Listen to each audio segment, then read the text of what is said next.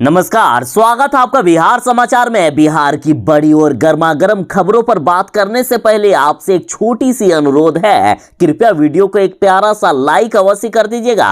आपका लाइक करना ही हमारी मेहनत का फल होता है।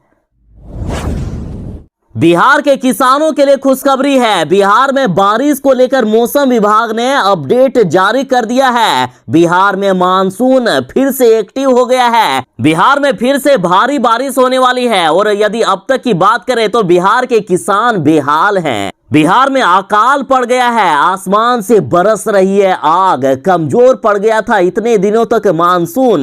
बिहार में रोपनी तो दूर, सूख रहे हैं किसानों के खेत में लगे बिचड़े। अब तक बिहार में सिर्फ 20% रोपनी हो पाई है। 3 जिलों में तो शुरू भी नहीं हुआ है। लेकिन अब किसानों के लिए खुशखबरी है। देखिए, उत्तर बिहार के किशनगंज, सीतामढ़ी व पूर्वी व पश्चिमी चंपारण में आज तेज बारिश होने वाली है।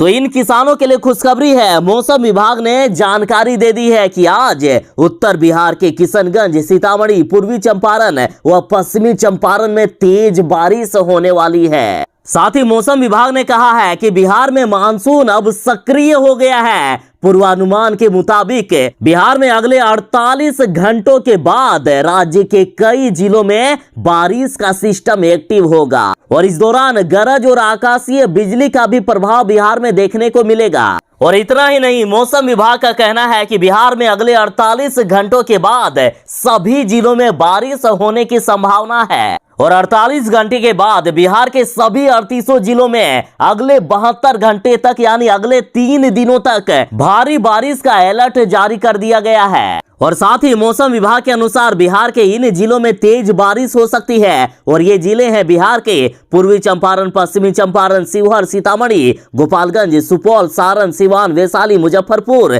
समस्तीपुर, मधुबनी, दरभंगा, अररिया, किशनगंज, कटिहार, पूर्णिया, सहरसा, मधेपुरा, खगड़िया, भागलपुर, मुंगेर, जमुई और बांका। तो वहीं राजधानी पटना के आसपास बादल छाए रहने और हल्की बारिश होने की बात कही गई है। लगातार देखा जा रहा है कि बीजेपी वाले जो ठान लेते हैं वो करके रहते हैं, चाहे जनता कितना भी विद्रोह क्यों ना कर ले। कुछ दिन पहले ही किसान आंदोलन को लेकर हमने देखा, खैर जनता के भारी विद्रोह के बाद आखिर बीजेपी सरकार को झुकनी पड़ी और कानून को वापस लेना पड़ा। लेकिन इस बार फिर से अग्निपथ योजना, जिसमें भारी विद्रोह हुआ, लेकिन सरकार ने इसे वापस नहीं लेने का फैसला कर लिया। और इससे पहले नोटबंदी, सर्जिकल स्ट्राइक जैसे कई बड़े फैसले ले चुकी बीजेपी अब जनसंख्या नियंत्रण कानून ला सकती है। केंद्रीय मंत्री गिरिराज सिंह ने कहा है कि संभल जाइए, चीन में 10 तो भारत में 1 मिनट में 30 बच्चे पैदा हो रहे हैं। केंद्रीय मंत्री गिरिराज सिंह ने कहा है कि जनसंख्या नियंत्रण कानून लाकर 9-10 बच्चे पैदा करने वालों पर अब लगाई जाए अंकुश।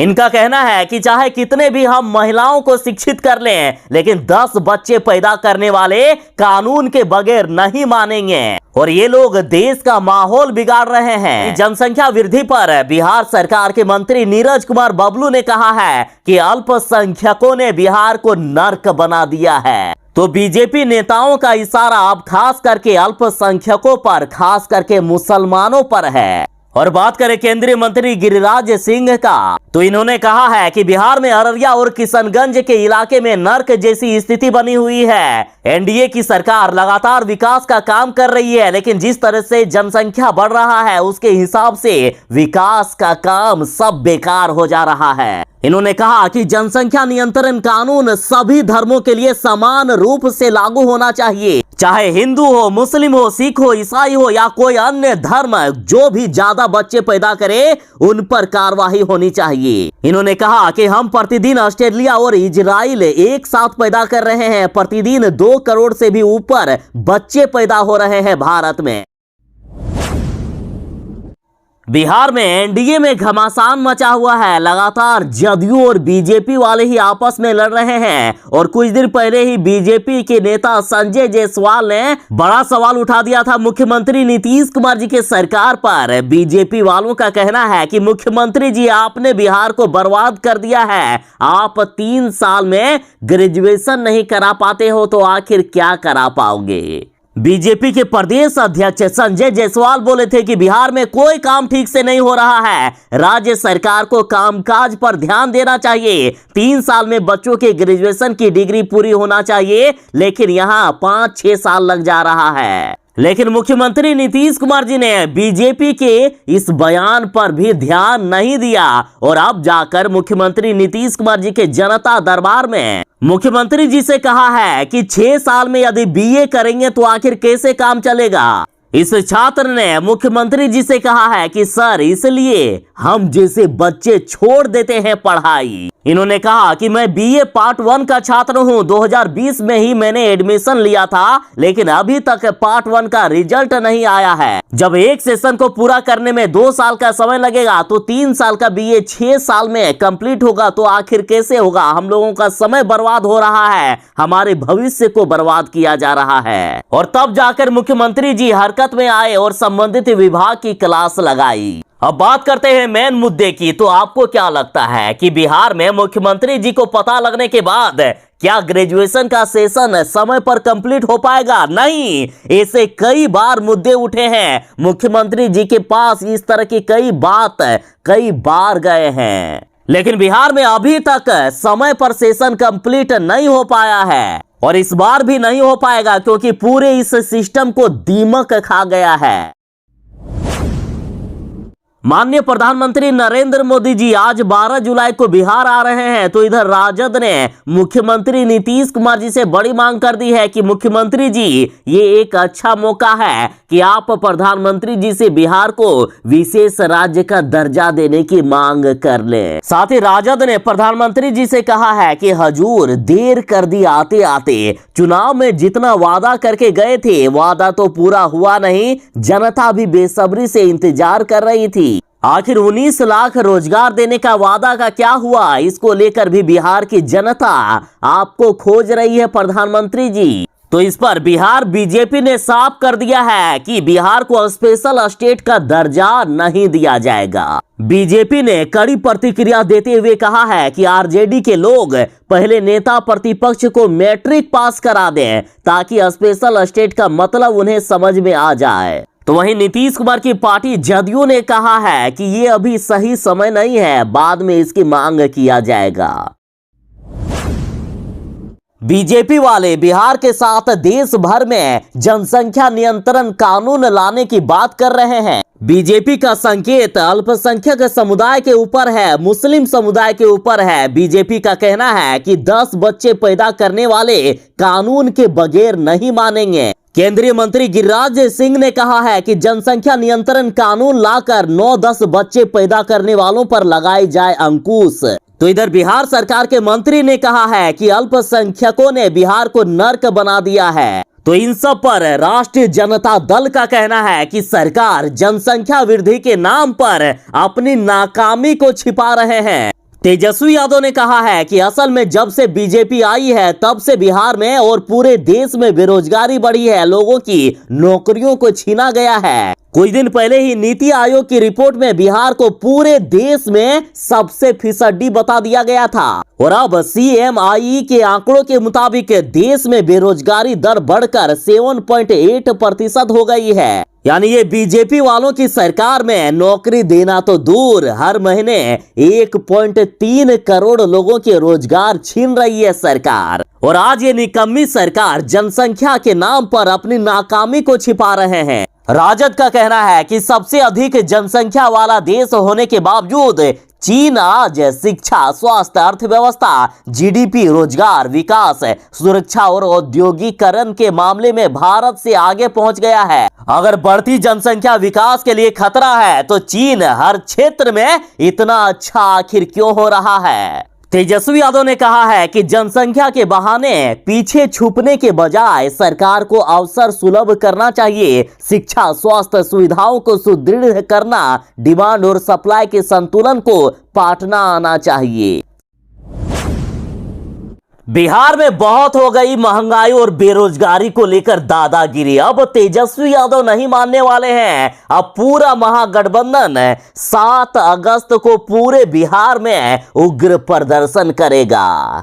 तेजस्वी यादव ने ऐलान कर दिया है कि हम राज्य सरकार को नहीं छोड़ने वाले हैं। बिहार में बेरोजगारी और महंगाई पर सरकार को ध्यान देना ही होगा। बिहार में बढ़ती महंगाई, बेरोजगारी और अग्निपथ योजना को लेकर महागठबंधन ने हल्ला बोलने का फैसला कर लिया है। तेजस्वी यादव का कहना है कि बेरोजगारी से अराजकता बढ़ रही है, ऊपर से सरकार अग्निपथ जैसे बेतुका योजना लाती है जिससे युवाओं में आक्रोश और बेरोजगारी का डर और भी बढ़ जाता है। साथ ही तेजस्वी यादव ने कहा है कि बिहार में कई नदियों का जलस्तर भी बढ़ता जा रहा है तो कई जिलों में सुखाड़ जैसी समस्या उत्पन्न हो गई है जिस पर सरकार ध्यान नहीं दे रही है। इसकी हम निंदा करते हैं। आम लोगों और किसानों को सुखाड़ से परेशानी हो रही है। सरकार को पानी की व्यवस्था करनी चाहिए या हर्जाना देना चाहिए। सरकार बिहार के किसानों पर ध्यान नहीं दे रही है जो सबसे बड़ा अपराध है।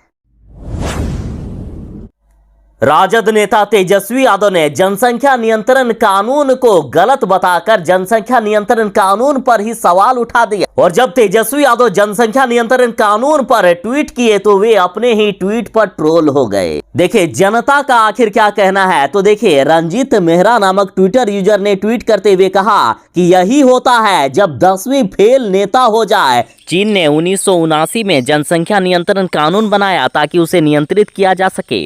खैर जो खुद जिला पैदा करके बैठे हो उनसे समाज की इतनी बड़ी समस्या पर कोई सार्थक तर्क की अपेक्षा बेनामी है। अनिल पटेल नामक ट्विटर यूजर लिखते हैं कि तेजस्वी यादव को किसी ने ये नहीं बताया कि चीन का क्षेत्रफल भारत से 3 गुना अधिक है और विकास का एक कारण यह भी है कि वहां करप्ट लोगों को महीने 2 महीने में फांसी दे दी जाती है। तो वहीं एके नामक ट्विटर यूजर लिखते हैं कि 9वीं से ऊपर यदि पढ़ लिए होते तो आज बेतर्क नहीं कर रहे होते। इस बीजेपी सरकार में एक भी योजना सही से नहीं चल रही है। नमामि गंगे योजना के तहत गंगा को स्वच्छ करना था लेकिन गंगा को भी मैली कर दिए हैं इस बीजेपी ने। कोरोना काल में एक तरफ जहां गंगा में मछलियों से ज्यादा लाशें तैरती हुई दिख रही थी तो अभी भी गंगा में लाश तैरने का मामला थमा नहीं है। गंगा नदी में फिर से तैरते दिखे हैं 300। स्नान करने पहुंचे लोगों ने नमामि गंगे योजना पर सवाल खड़े किए। इस नमामि गंगे योजना को फेल बताया। खबर है बिहार के बक्सर से। बक्सर के रामरेखा घाट के पास गंगा नदी में 300 को देखा गया जिससे स्नान करने पहुंचे लोग बिदक गए। उनका कहना है कि नमामि गंगे योजना और स्वच्छता अभियान यहां सिर्फ कागजों पर ही सीमित है। और वहीं नाविकों ने बताया कि गंगा पुल के पास भी 100 तट के किनारे देखा गया है। कहा जा रहा है कि लोग गंगा नदी को गंदा कर रहे हैं और शासन प्रशासन सूद नहीं ले रहा है। लोग कह रहे हैं कि जब भी स्नान करने जाओ तो गंगा में 100 दिख जाता है और इससे मन विचलित हो जाता है और पानी में हाथ लगाने में भी डर लगता है। तो साहब कम से कम गंगा नदी को तो बख्श दीजिए। आखिर कब तक गंगा में इसी तरह से लाशें तैरती रहेगी? कब आपका ये नमामि गंगे योजना कागजों पर ना रहकर जमीन पर उतर पाएगी? कब आखिर आपका ये योजना सफल होगा? राष्ट्रपति चुनाव में बिहार के विपक्षों ने यशवंत सिन्हा को समर्थन देने की घोषणा कर दी है। बिहार में विपक्षी दलों का महागठबंधन राष्ट्रपति चुनाव को लेकर एकजुट नजर आ रहा है। महागठबंधन में शामिल सभी दलों ने राष्ट्रपति चुनाव में विपक्ष के प्रत्याशी यशवंत सिन्हा को समर्थन देने का निर्णय लिया। और इधर तेजस्वी यादव ने कहा है कि अगर बीजेपी नीत एनडीए झारखंड की पूर्व राज्यपाल द्रौपदी मुर्मू का नाम पहले बता देता तो आज चीजें अलग होती। और साथ ही खबर है कि विपक्ष के राष्ट्रपति उम्मीदवार यशवंत सिन्हा 15 जुलाई को पटना आ रहे हैं।